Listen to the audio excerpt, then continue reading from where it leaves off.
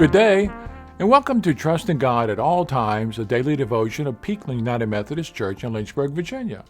I'm John Vest. I'm the pastor here at the church. The other day, I saw someone post an interesting question on our neighborhood information site. Where do you get your firewood? It's that time of year, isn't it? Although most people I know now heat their homes primarily with heat pumps, propane or natural gas, sometimes fuel oil, I also know there are a lot of homes out there that have fireplaces.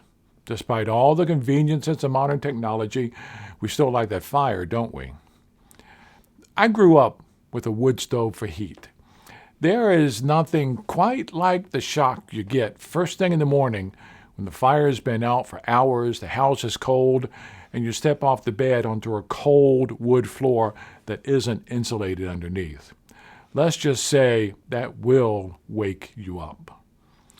When heating by wood is more than a convenience, more than a mood setter in the evening, finding firewood is important. Finding firewood is work. My brother and I were responsible for keeping firewood handy.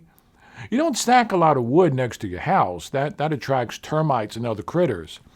At home, Dad had a shed on the edge of the property, and every day or so, my brother and I would take a wagon to the shed, load it with as much wood as we could possibly pull back to the house, and while Jimmy pulled, because he was older, bigger, and stronger, my job was to stand beside the wagon and make sure the load didn't fall over.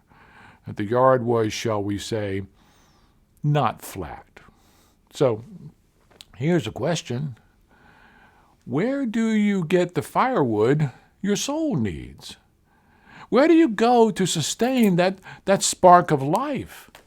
How do you feed the embers of life that keep you warm regardless of the weather? Where do you get that kind of firewood? You can go to that shed we call church. I think that's a place that has a lot of possibilities stored up, and you might find a stick or two there that'll do the job. I think it's important to keep a stick or two handy on a daily basis. A daily devotion of prayer, meditation, Bible reading, spiritual reading, or some other routine that feeds your inner being. That's a good way to keep the fire from going out. Because here's the thing. It's much easier to keep a fire burning than it is to start one.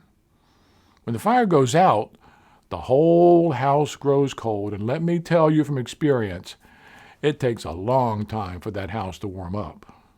But when the fire is kept smoldering, that little bit of heat has a way of sustaining the warmth of the entire house. So, my friend, where do you get your firewood? It is worth thinking about, don't you think? Then, so let it be. Amen.